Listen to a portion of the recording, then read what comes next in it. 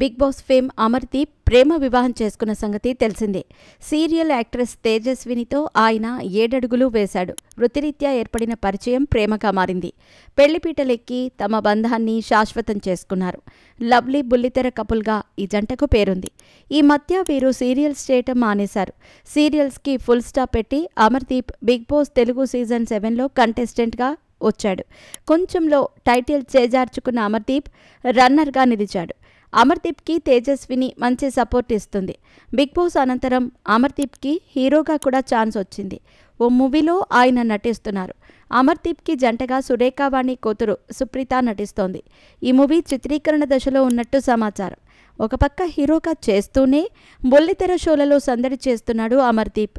కిర్రాక్ boys కిలాడి girls season 2లో Amardeep Tejaswini contest చేస్తున్నారు.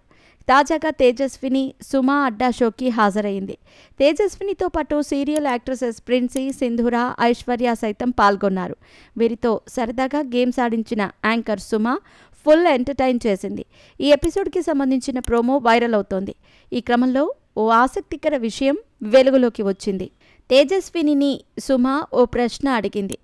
నీకు కోపం వస్తే పుట్టింటికి వెళతావా లేక కొడతావా అని అడగ్గా తడుముకోకుండా కొడతా అని తేజస్విని సమాధానం చెప్పింది.